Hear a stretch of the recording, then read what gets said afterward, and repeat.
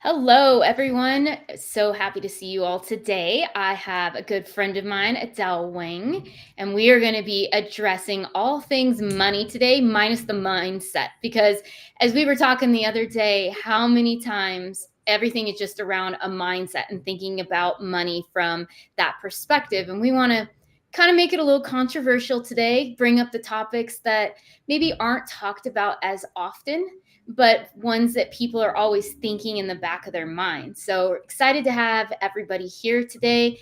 Please make sure to ask tons of questions because we have a lot that we're going to be asking of you guys as well. So kind of flipping it around a little bit today compared to what I normally do.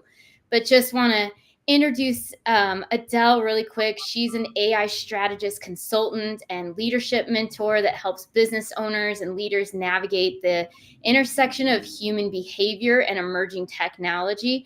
And she's got a big, lots of background with corporate IT and leadership development. So, Adele, I'm so happy that you could join today and talk money with me. I'm so excited to be here. I've been excited about this all day because money is a topic that sometimes everyone gets a little ticklish about. And so, for those of you who are new to my podcast, All Things Human, I wanted to first explain why I hunted down Christy for this interview. So, because I'm very interested, as an AI consultant, we can talk about cleaning your data, we can talk about strategy with ERP, all that. Or we can address the thing that is probably rumbling underneath everything. And money is a good place to start. It brings up all of our fears of survival, of success, of image. And this thing called money is so huge and personal. I said, I need a guest who's not going to just talk about strategy of how to make more money. If that's the podcast you want, this is not the one for you. This is one if you want to be curious about what is changing about money. And I like Christie's out of the box thinking. So settle in. We got so much to cover today that's personal. This is not going to be how to get rich episode. But if you can get your mind and your heart around this, I think you'll find your thinking expanded as a leader.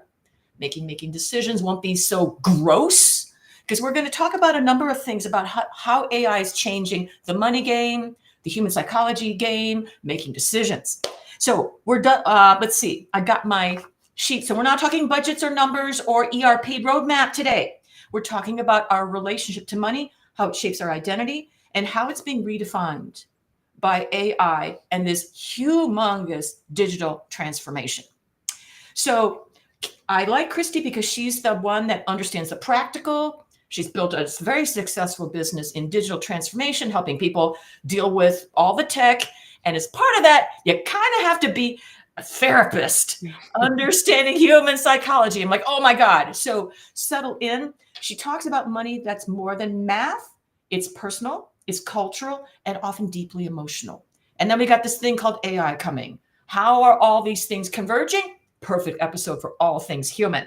So if you're a business owner or a leader or just a human being trying to figure out how to create success in this rapidly changing world, buckle in. This is the episode for you. So Christy, I'm so glad you're here. Yeah, thank you. This is fun. We had, like I said, we had such a great conversation about this last week too that I'm excited to chat more about it. Exactly. Because we all know AI is changing business from a strategy standpoint. Like I spent all day talking about how to workflows, make things easier and faster.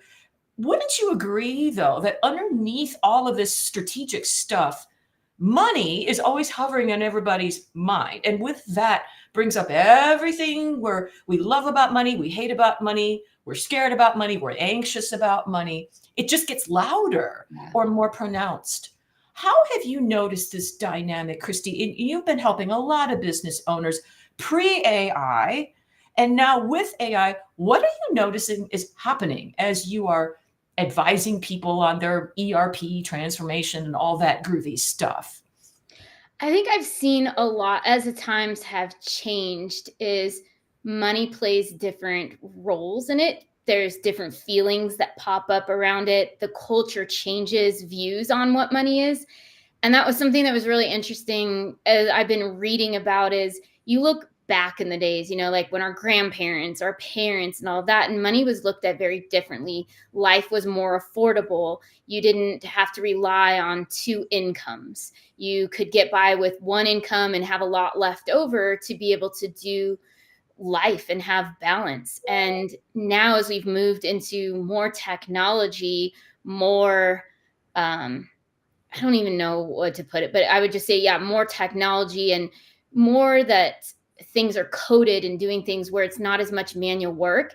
It seems like money becomes more of a stressor these days compared to when life was more simple. And I think it's going to be really interesting as AI comes into play and how it gets used with money. How does that continue to change the perspective? Does it make people more worried about it? Does it make it where people are having to have more jobs to be able to manage life? What does that look like? Because the number always changes as to what people think they need to be happy. How much money do you need? And you would feel happy. And I looked at a report the other day, I think it was taken in 2023 by Empower. And they said that the average American thinks they need close to $300,000 to achieve happiness, and which is four times what the median household income is these days. And it's like, how did that change? Where did this come? And is it a lot of it is because things are so expensive, or is it also this fear based along the lines also of preparing for the future? And how much are we always told, put it away for someday? And you're like, cool, well, what am I going to do when someday rolls around and I can't utilize this? And I put it away. And how much comes into what we don't know. School doesn't teach us anything about money unless you're a finance major. And even then, for business owners, it doesn't really teach you much. And again, unless you were an accountant like myself, you don't know. And I know you and I have had multiple conversations about that, even as a business owner, of not knowing what you don't know about money, and just how is that all going to come into what the future looks like. I love this because if we don't acknowledge history and culture and what's happening around us, I think there are a lot of business owners out there that think that their anxiety about money is like it's just them. Like if they could just fix their mindset. Oh my God, if I hear that one more I time, know. I mean, this is not the mindset podcast, folks, because you already know how to balance your checkbook or this and that.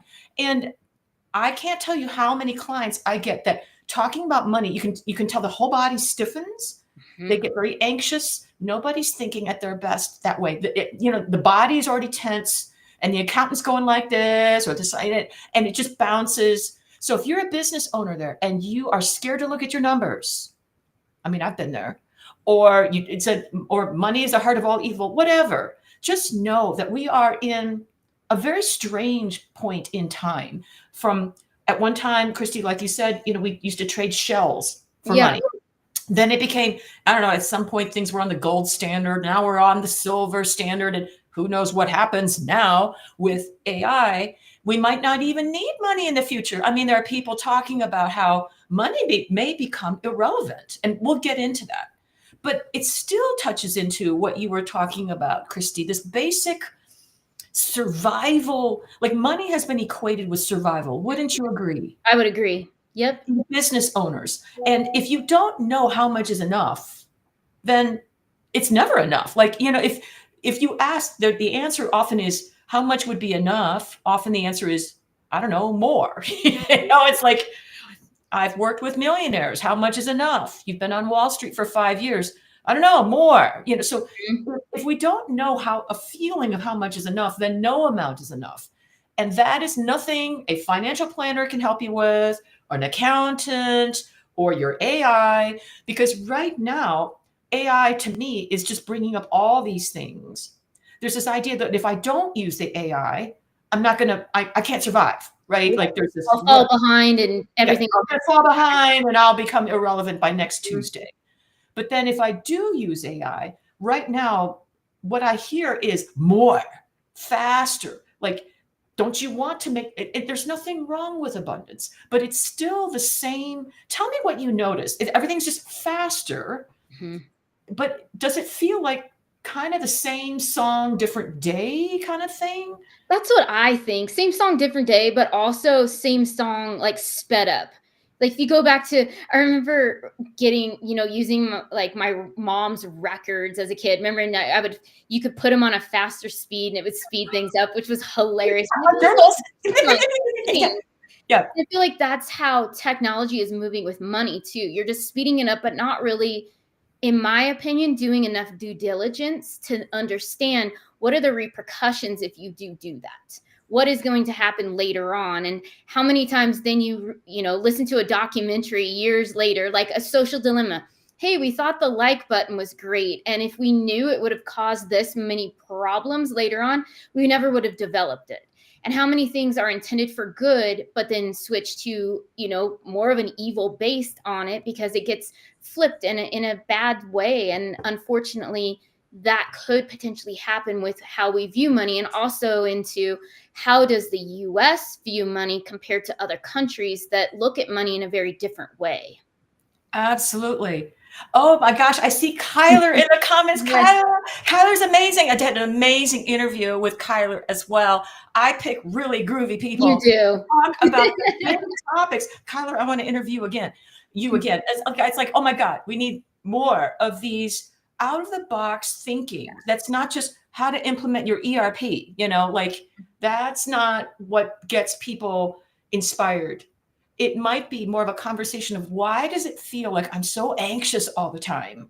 I don't Right. want to look at my books. My accountant's pissed off at me because I don't have my receipts lined up. Like no amount of AI or business coaching is going to help with that. No. Now, I mean, I thought suppose we could have an AI that makes it easier. It's like TurboTax, and now it'll suck up your so Right. people And other are trying, solutions. Yeah. people are trying, right? But I think that this topic it hits at the psychological shifts that are happening with our identity and our human motivation. You know, like I said, I've been hearing some people on the big thinkers talking about how money at some point might not be a motivator anymore. Mhm. I don't know. I mean, Yeah, I think you kind of start to see that a little bit even now, because I think a lot of people they're looking to be purpose based. I want to work for something that has a purpose, not just for a dollar. that's And exactly. That's why I what does picked that you. look That's why I like? picked Kyler. Everyone on my podcast. This is not a how to get rich thing. Mm, It's how to live a life that's fuller with the expertise you do, whether it's large scale ERPs or you sitting down with a business owner that's stressed to the max. Give yeah. me a typical scenario. I mean, past the strategy of trying to get them to think differently about their accounts. What is a typical scenario you run into because of this money problem that you specialize in? Because you've got a heart as big as Texas, which is very needed to help. Yeah. And I want to talk a little bit about how AI might be useful in healing some of our money issues. That's like page 5 on my outline. So we got plenty of time, but give us for some of the listeners who don't know your work and might be looking for someone who's kind of like I want for all things healing, I want to find money therapists. I want to find digital transformation therapists, like past all the how to do this, all the mindset. Why is running a business or doing a large SAP implementation? It's hard, right? So we need ways to make this more human and not feel like a total screw up. Hmm. But because our culture, especially in corporations, not the most friendly sometimes. No. Tell us a typical scenario when someone comes to you. Where are they with all this? So normally most of the clients that come to me, they're on two different spectrums of one being, hey, I'm a newer startup. I'm doing what I love, but I don't understand the finance and the operations component of it. I can sell all day long, but I don't truly know what my margins are. I don't know how successful I am because I don't know how much did I really spend? Is my advertising expense? Am I getting the ROI out of it like I should? And those people, what is their energy? Is it shame based, like, oh my God? Or is it open, like a preschooler? I just want to learn. It's usually shame based of Yes, I right should there. know these things and I don't. And it's like, that's fine. I'm like, you came up with a great idea that most people don't do, because that's the first step that I always tell them. You took a leap of faith and believed in yourself that you could do something and got out of the 9 to 5 world that most people are afraid to get out of, and took this chance on yourself to go build a product or a service that the masses want. And it's like, congratulate yourself on doing that, because that's scary. And there's a lot of fear just on money that comes into that. How much of your own money are you putting into? Are you Mhm. having to work 4 jobs to get this going? What does that all look like? Right. So there's one people, they show up embarrassed. I've Yes. got a great idea, but I don't know what, and I'm embarrassed to tell people I have no Mhm. idea. And what is the other group? You said they're on two spectrum. Yeah. The other one I have is really funny. So they're kind of on the startup side too, and they just don't care. They're like, I love doing sales. Just keep selling. You tell me what I should do. And I'm like, Okay. oh, I don't know if I want that full responsibility, So it's but more like the head in the sand, like yeah. whatever. I'm just blah, blah, blah, blah. Yeah. Mhm. And And tell of me, course, I will add, I do have some that are very, very healthy business owners that do understand, because they've done things in the past. They've had good mentors, but a lot that do come in are one of those two that I just mentioned. And then it's getting them to the point where they're a healthy business owner and have a healthy relationship with the money that's coming in. why do you think there's such a struggle with money? Money is neutral. It's neither good nor bad, but there's such. Tell us about what do you see in people around this? I see a few different things, and to Mick's question that he put on here of, how does the role of social media play into this perception? Great I think question. that Great. has played a lot into how people see things, because they may see a friend, and you can flaunt anything you want on social media. You could go down to the Lamborghini dealership and record a video, and you drive a Toyota Corolla from 1982. Like, nobody would ever know. And I Right. think there's this perception of, well, all of my peers or people in my network are better off than I am, without knowing the full story. And so there becomes this added shame to, I should know more and I don't. And I see that pop up a lot. But this thing is, you just have to look past that and know that most social media of, like, these influencers and whatnot, it's a show. It really is. They're getting paid to show products and whatnot. And you have to have this understanding for yourself that, yes, money is good. Money can have bad sides of it. And I think even growing up and what our school systems don't teach about money. I think they teach a lot, in my opinion, but then I'm against schools in general. So everybody probably knows some of that from the different conversations I've had.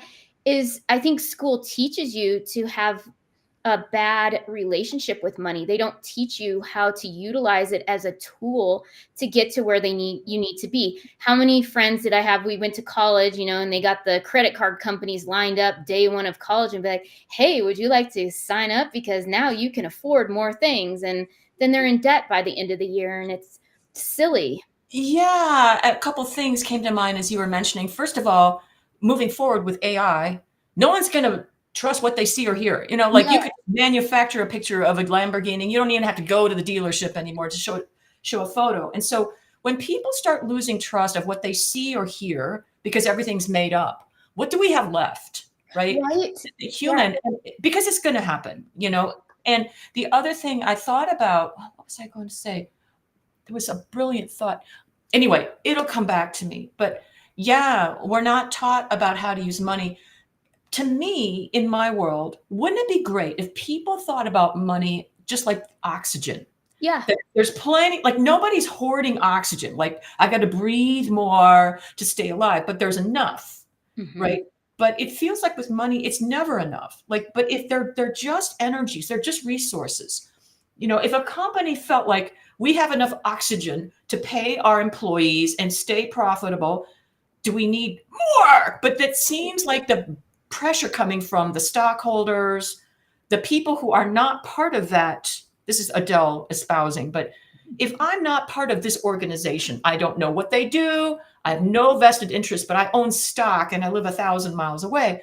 I really don't care if the employees are happy or if the Right. product's good. All I care is my return. But that severance of relationship between being part of something. I've always said Wouldn't it be great if more companies felt okay with flat earnings? Like everyone still gets paid, the company's still profitable, nobody lost a job, and it's stable. You're profitable, but this constant squeezing of the turnip for more. Let's use AI to, and pretty soon it's going to be super AI, agentic AI, and I probably shouldn't say, but it's like, where does this compulsion for the more come from? And I think it comes from money. Yeah, like it's almost like a competition in a lot of ways. You especially look at I always look at Amazon. Amazon has really it doesn't have as many competitors as other companies. Yeah, Walmart is starting to come in and do more of their online and e-commerce side of things. But at the end of the day, Amazon is one of the most successful in that space. But yeah, they continually want more and more. And what does more look like? Is it better service for the end user? Is that what more is Mhm. leading to? And I think it's maybe having a clear strategy around what does more do for you? What Exactly. can you do with more? Yeah, because it's not the natural order in nature to have one creature eat up everything, Right. and it would be obese. That's called cancer, Mhm. continuous Yeah. growth. But if there's an ecosystem where everybody's right size and the whole thing works, and there's plenty of oxygen for everyone. And so my thought is it should be the same with AI, should be the same with oxygen, should be the same with money. And then everyone maybe could relax a bit Mhm. and have time to think about these questions, like how much is enough? Yeah. Um, what makes me happy? You and Kyler and the other guests that I have amazing gifts in solving these problems. But it was never, necessarily about profit. I mean, it helps, It helps. but Yeah. but to create a better product, happier employees. Oh, the stock price is doing great, and we're good. Mhm. And this I think the reason why I was interested in speaking with you is this pressure for the constant more. I kind of like, if it's never enough, if the stock price can never be high enough, what does that mean? You Right, know? and it's a fake number then essentially. But you even think about growing up in Los Angeles, how many people they had to wear the brand, they had to have the handbag, they had to have all of these things, and they're basically broke, you know, ready to file bankruptcy, but they have to appear a certain way Yeah. to look the way that they want to be respected. And where And did that come from? Where did that difference start of, well, if I have a better handbag than you, then I'm obviously smarter and better than you are. And I right. find it really interesting, especially these days as you're getting more influencers and other people that, in my opinion, and I know this is controversial, is what good are they adding to society in a lot of ways? Yeah, you have millions and millions of followers and you can showcase products and do all of that, but what is the benefit that you're offering? And I think about that a lot of just what's out there compared to what it used to be with more simpler things. And also just looking at recently how you don't really have a lot of stores to choose from anymore. They continually get, bought. You have essentially monopolies in a lot of ways, and people are okay with that. And it's just, I don't know, it's something that I think about a lot of you don't have choice as much as you used to anymore to spend your money and look for those better prices. It kind of is a flat price and it's a take it or leave it. And how do we, on the other side of things, as we're managing our money, work in those types of environments? Yeah, I think humanity has a lot of reconciling to do with this thing called money. We're Hmm. even afraid to discuss it. Um, one thing I'm wondering, have you, this is kind of bleeding edge, but when you work with a business owner who is really uptight about money, maybe family trauma, maybe, oh my God, we lived through the Great Depression, whatever it was, have you suggested them using AI to help them? A lot of people are using AI, Chat GPT now, as kind of like a therapist, sort of, to Hmm. work through these things so that when they talk to you, they might have a little bit more clarity on what is driving them to either not make a decision or do things you don't advise. I'm wondering if that has entered your world in some way. It's starting to. up until probably when AI got a little bit more popular last year, it had Mhm. been a lot of one-on-one time of me asking them Right. those Right. specific questions. But now I encourage them, go in there, type some things in, start seeing how it can help you. Here's all the financials that I did for you. Throw them in there and see, like, some let's build some forecasting models and Wonderful. just different things around that they can do and get ownership of. So that helps build back the confidence that they need and understanding, oh, okay, I have a good idea of where things Love I love that because there's something about sitting with a human that makes people a little bit embarrassed. are. Hmm. ChatGPT, you can ask the same darn question Yes. 50 zillion times. Like, what does ROI mean? Like, even something that basic. Hmm. It'll dissect for you. And as long as that sometimes it hallucinates a little bit, but if you can just be very Right. clear, then you can walk away kind of empowered Mhm. into your next meeting. Like, heck, I kind of know what ROI is. Yeah. Well, and then knowing some benchmarks. Hey, I'm an e-commerce company this size.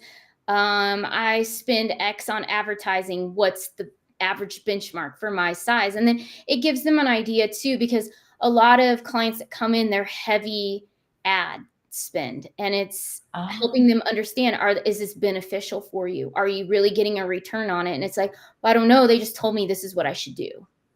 That happens a lot Lot. in the consulting industry, Mhm. and I love that.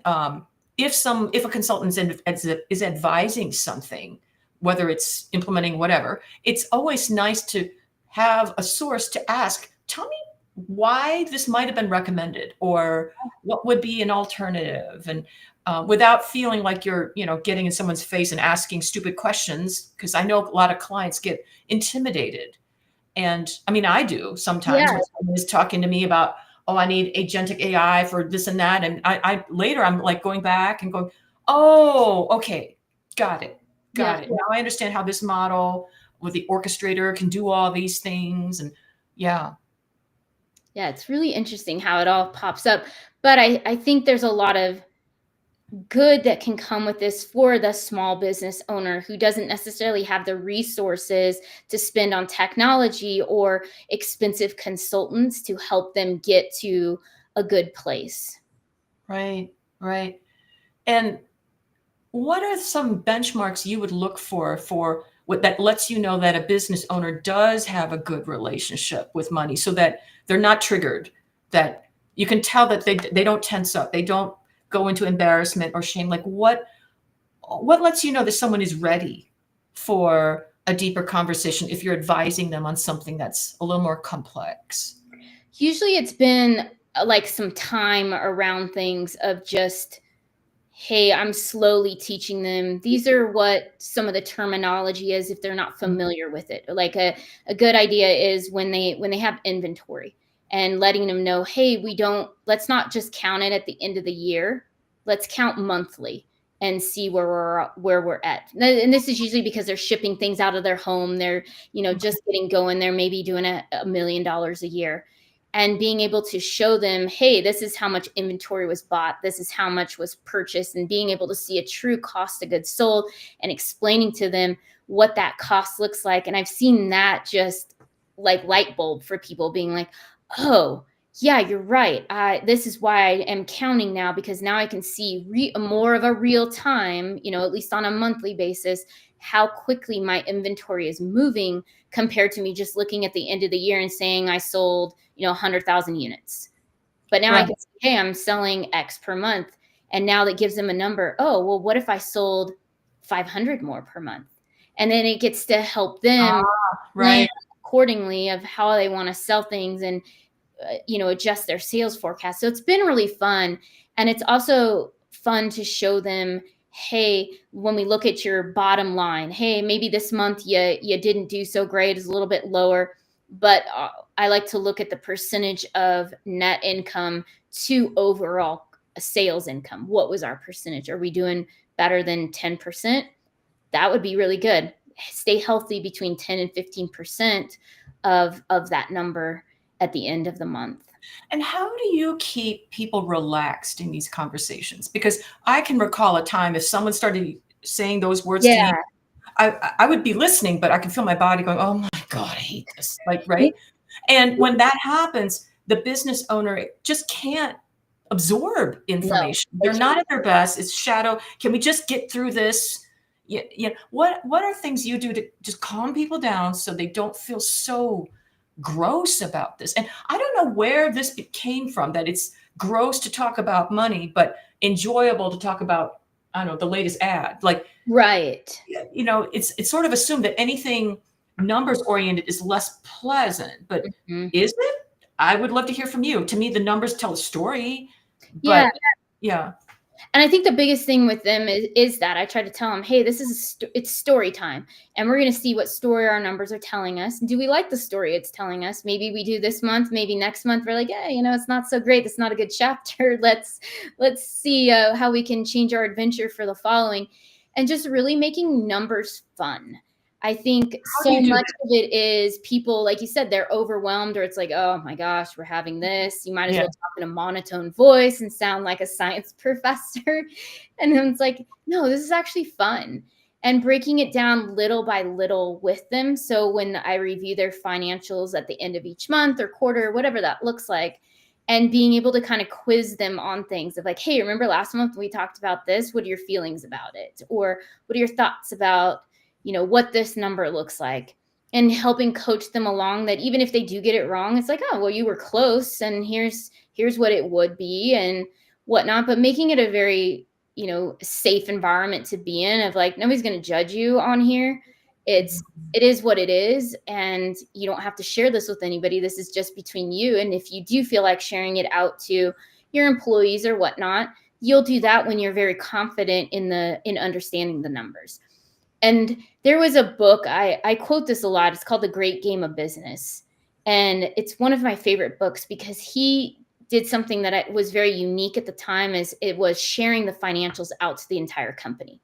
So being able to tell everybody in the organization, for privately owned, this is how much we made this month, this is what we spent. And that way people could gain ownership in what was going on, and seeing like, oh, you know what, we did spend a lot in marketing this month, maybe next month we might do something a little bit different. But they would know that, hey, they're not hiding money from us. We only did make, I don't know, $400,000 or $500,000 that month on the smaller side. And it was a really cool concept. And I know it's gotten to be a little bit more what people do. And of course, you see it on the publicly traded side, but for privately owned, I think it's a cool thing if you can do Yeah. that.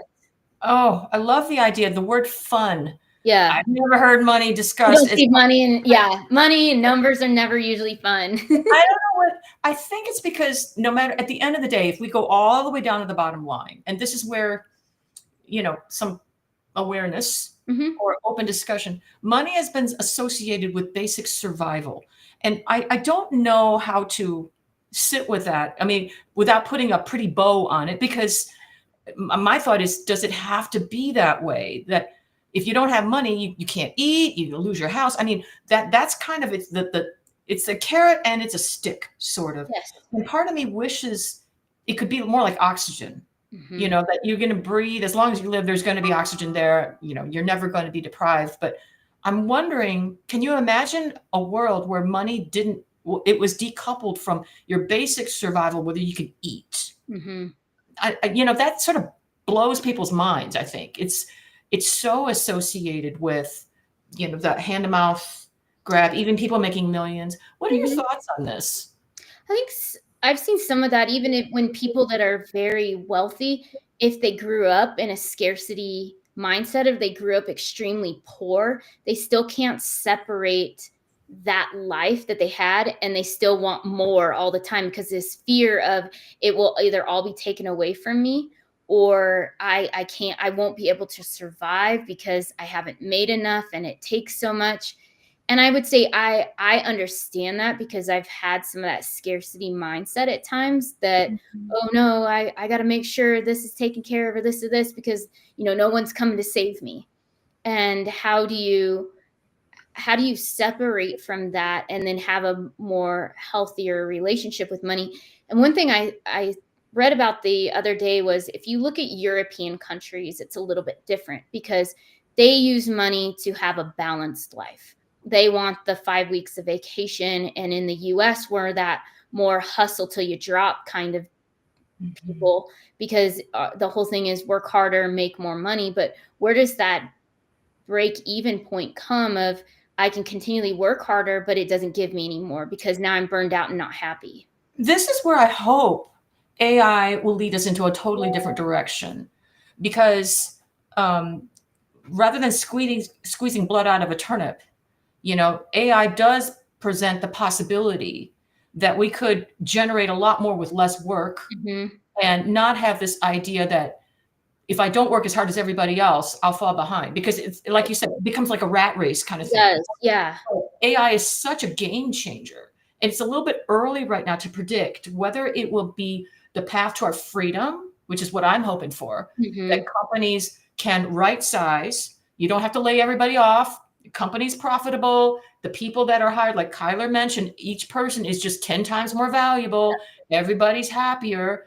And or is it going to go to the other extreme of get rid of everybody? We'll have the robots. I mean, I But don't you think that's see both possible. sides of how that could happen. Yeah. Yeah. My thought is if we put some conscious thought of the world we want to create so that AI is just not running amok, Mhm. it would be a world where you don't have to work so hard anymore and money can feel more like oxygen. Like there's always enough, Mhm. you know, that's kind of my fantasy of what could be possible. And then how could AI be used on the personal side of finances? How some people are like, "Hey, you know what? I have so much debt and I don't know what to do. Hey, AI, tell me, Give me let a me plan. show you what I have. Can you give me a plan of how to pay this off?" And I Yeah. think there's really cool ways that that could be utilized for people to wipe out debt or even plan to say, "Hey, I want to buy a home in the next 5 years. Here's what my income and expenses are each month. Can you help me put together a plan to purchase a home?" And I think those are some very good ways that they could be used, even on the personal level of Yeah. helping people manage their money. And I'm thinking this may change the financial planning industry. That I mean, we're always. I still think we need humans, but maybe financial planning, kind of like you, it would be less of the information sending. Yeah.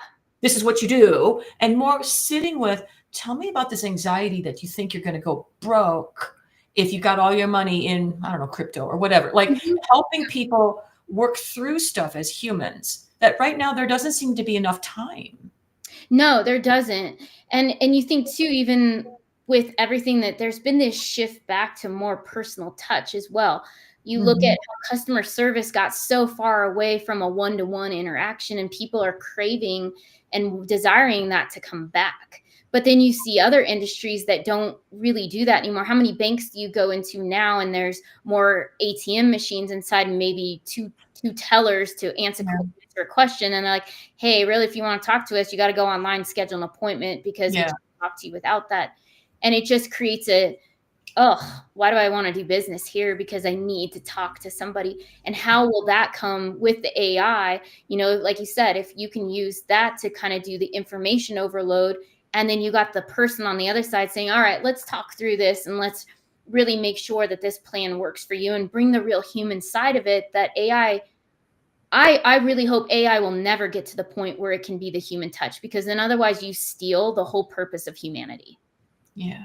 Yeah. Well, I know I could go into a whole lot of philosophical discussion, Right? but this is the new world we're in, and that's why I love these conversations.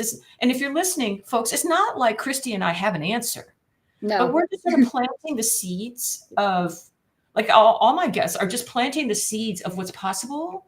It's not like this is going to be how it is, but we need to sort of up level our creativity of a possibility of this new world we're in so that it's not just incrementally more of what we've known, but radically different. The nature of work, what does it mean to go to a job, you know I think that's it. I think it's a jump for people. I'm wondering, does anyone have any questions?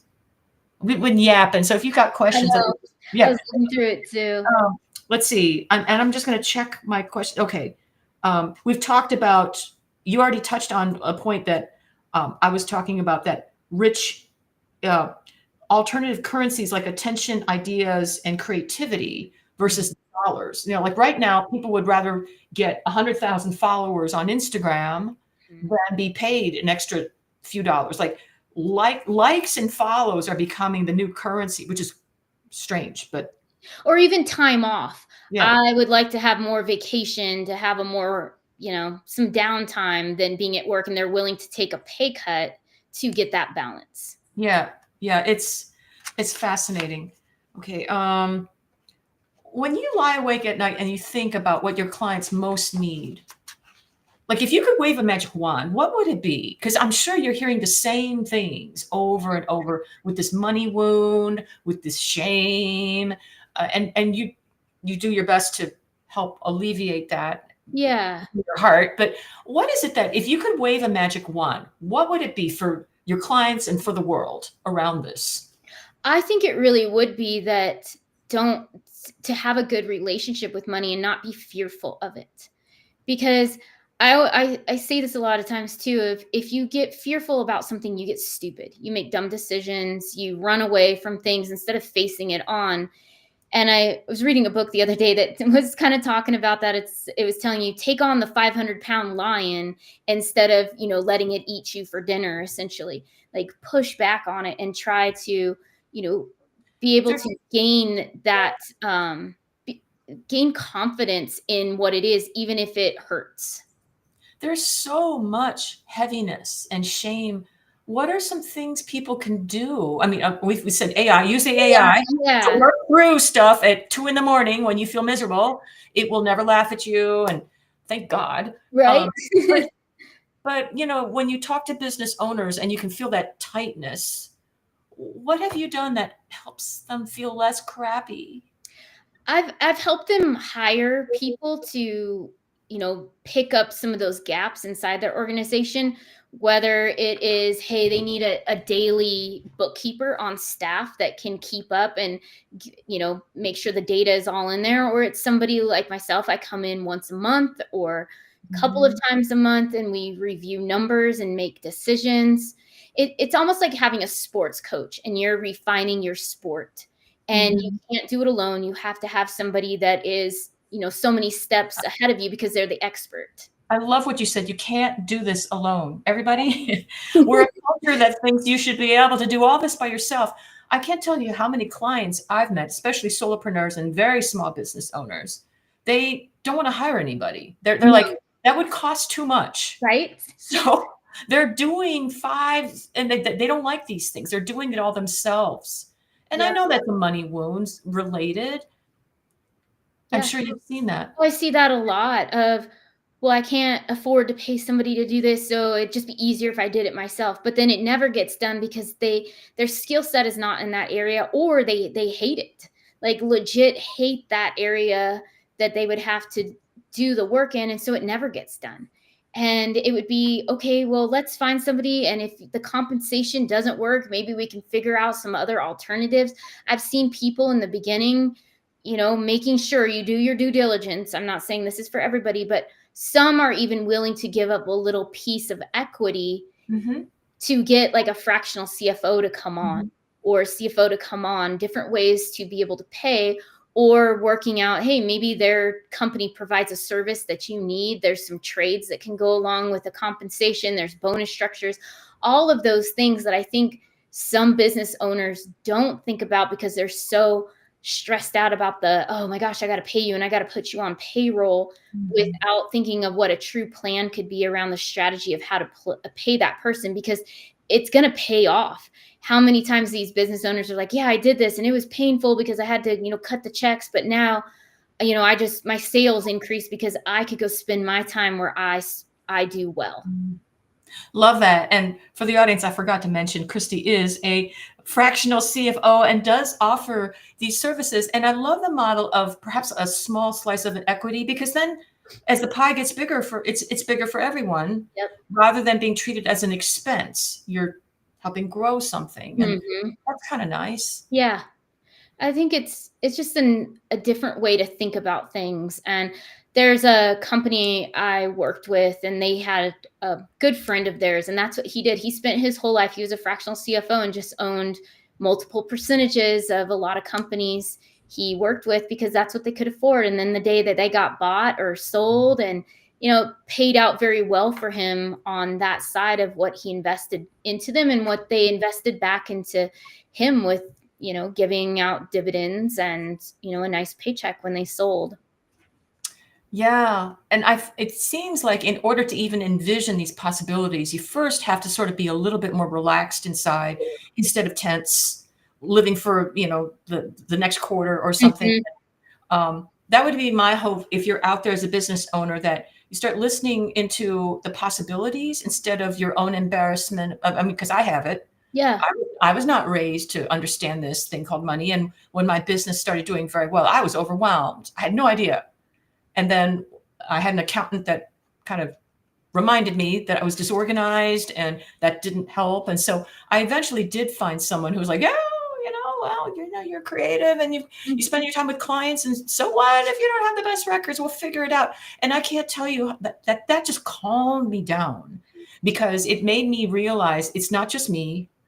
We're a culture that didn't raise people to do these things. It's like expecting someone to speak Greek when Mhm. they never had Greek in school.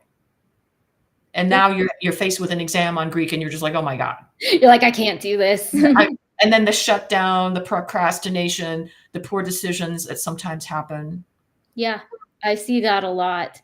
And I like mixed question here too. Do you think fear of failure is at the root of why so many Oh, people struggle with financial fears? And it's like, absolutely, because I mean, I've experienced the same thing even with my business of the startup years and how many times certain things failed or strategies I had done. And you get to the point eventually where you don't care anymore. But in the beginning, when those failures come, it's very painful because, like, even for myself, I assumed, well, you shouldn't have a problem with this. You were doing this always. This is what you studied in school and learned, and you mm. shouldn't fail. But we all fail. And I think being able to even have a good understanding while failure is good because you learn from it. You can talk to people about it and learn from their failures as well, and how to really make something that works well. Yeah, and I'm just feeling into how a lot of the pain of failure is measured by the dollar. Yeah. Like, what if someone made millions of dollars, and still said it's a failure because Hmm. they didn't enjoy it? People would be shocked. Like, They would. They'd be like, "You did so much better than any of us did, and you think you failed?" Yeah. but I mean, that doesn't happen very often. But I think a lot of the humiliation is, well, how much did you make? It Versus, always is. That's usually yeah, the first question. Yeah. criteria.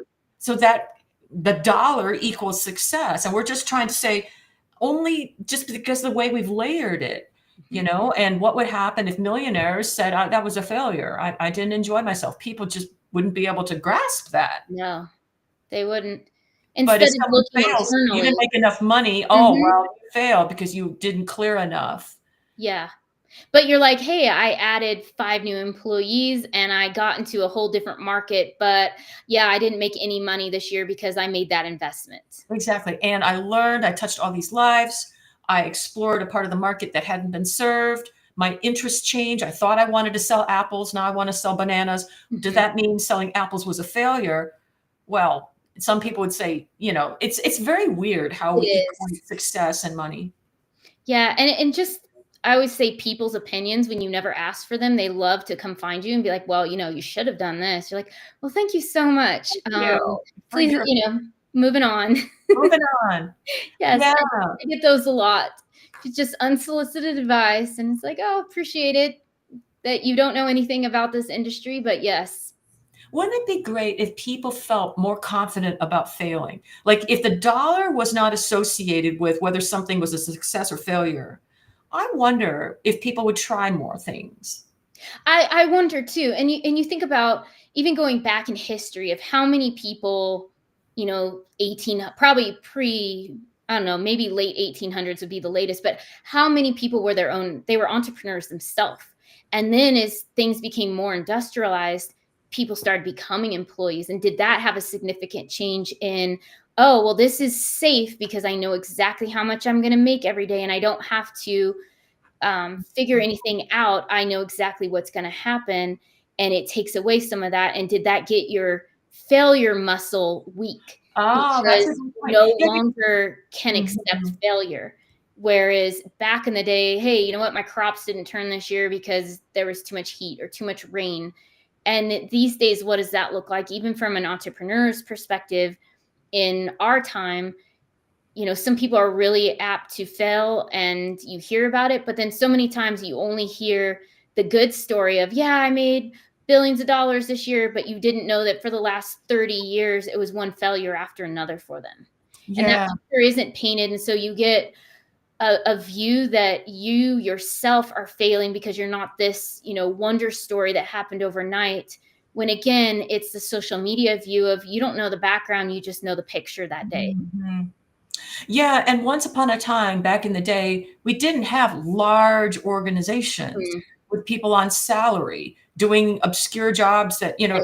totally insulated from any risk-taking or like there was no opportunity to try something new, but there was the guaranteed paycheck. And so you're right, people's muscles of trying something new just to try something new got a little bit weaker because once upon a time, I think when people lived closer to the ground or even farmers, everybody was an entrepreneur. Yeah. And so if your crops failed, there's no failure. No one looked at you funny. It's like, oh, wow, sorry that the sun wasn't great. But it Yeah. wasn't like, oh, you stupid fool. Mhm.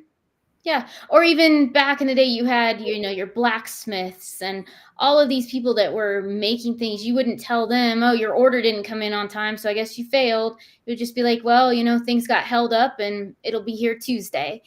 There were just different expectations then compared to now where everything is we want it yesterday and it Mhm. needs to be perfect yesterday also. And how much does that it, give people stress about, well, I have to do this because it cost me this and the inventory sat on the shelf too long and now it starts to spin out of control and you go down that rabbit hole and you got to like bring it back and then just get out of your head and be able to think logically. And one other thing on that is so many things I think people think from an emotional perspective, and when you think emotionally about things you don't make good decisions either. And so you need to have a healthy balance of logic and feeling based decisions when you're making something and not let one rule over the other. Yes, yes. As we were thinking, my AI brain was spinning.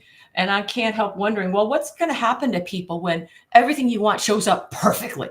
Right.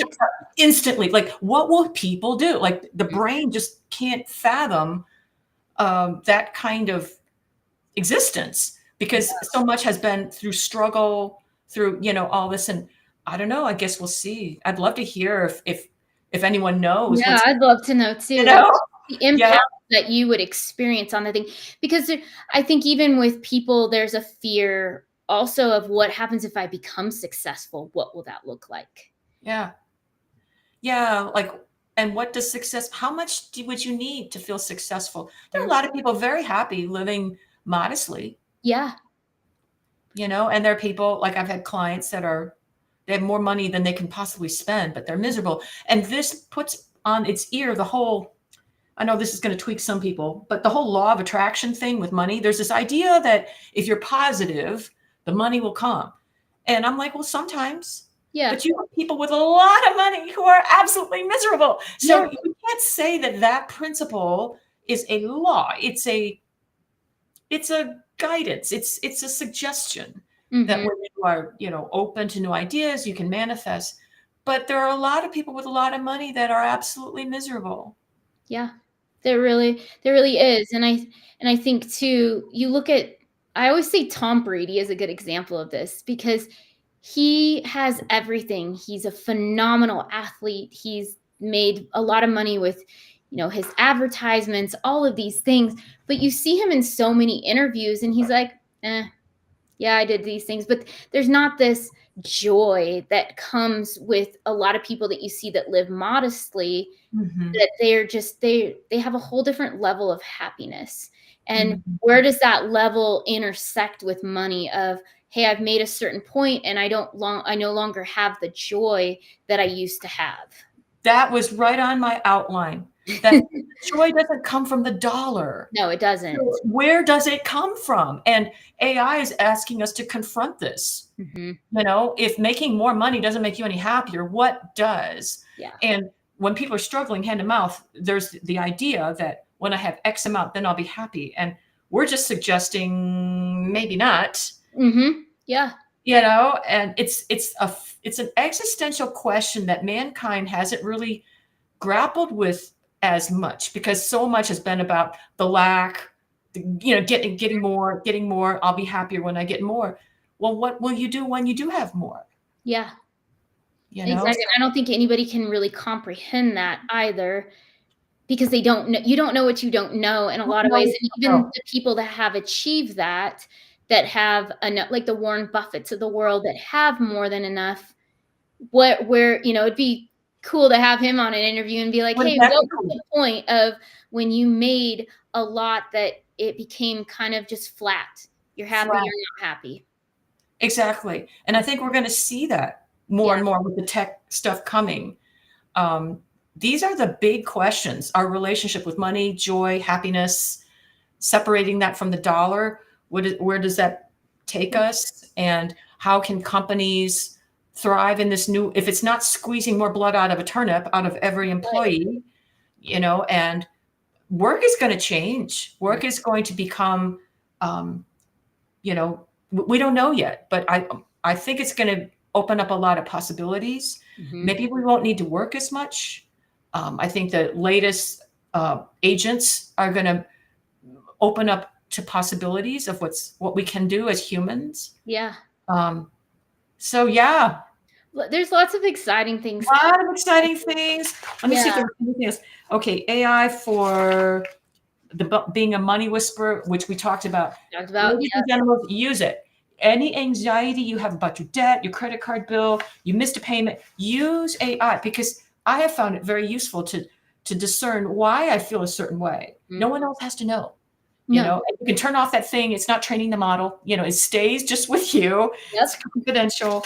Let's see what else.